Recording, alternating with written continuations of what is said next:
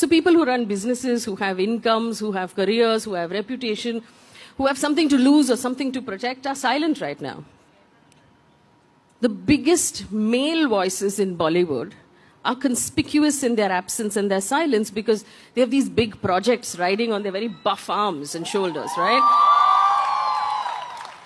Also, they make so much more money than the women, so they have so much more to lose.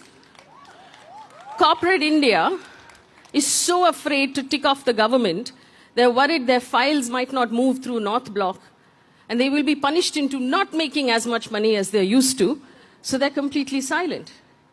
So our streets right now are littered with human rights violations, with attempts to change the fabric of this secular country.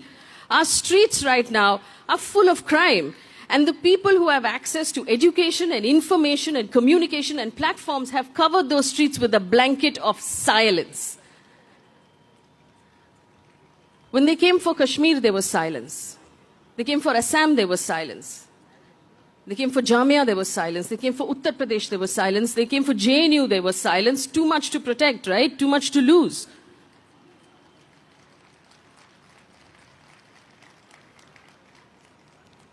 Yes, uncle, I understand. That is true. Middle class people, why take panga now? We're middle class. Yes, I understand. That is true. So what about those people who are standing up right now? Kannan Gopinath, Kanhaiya Kumar, Varun Grover, Swara Bhaskar, Zishan Ayub, Deepika Padukone, Farhan Akhtar, Sandhya Mridul,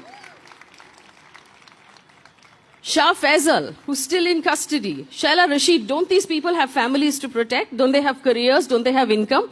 Do they have nothing to lose? Lakhs and lakhs of students in universities across the country, what do they have to lose? They have everything to lose. They have our identity to lose. Our identity as a secular democratic republic. Our Mile Sur Mera Tumhara identity, they have that to lose.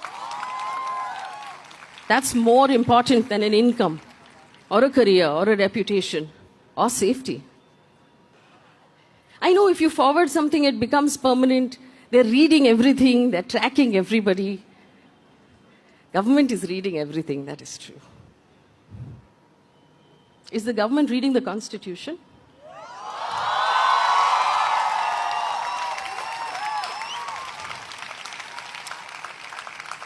Are you reading the Constitution, uncle? You know, we don't own this Constitution. We don't own this country. It's not ours to squander. We are custodians of it for the next generation. The same family that you're protecting with your silence will one day ask you what you were doing when their inheritance was being squandered. History will ask for accountability, uncle. History will ask you. History will ask me. When history asks for accountability, this will be the answer. The grown-ups, people with jobs and incomes and reputations and businesses and things to lose, sat down. The young stood up. The young who had nothing to lose and everything to lose at the same time stood to face the oppressor. The young stood guard for the Constitution through that cold winter night.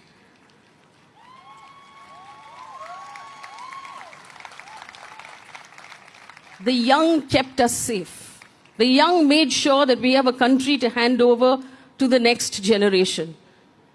The young stood and fought. Uncle was with us in spirit. Thank you.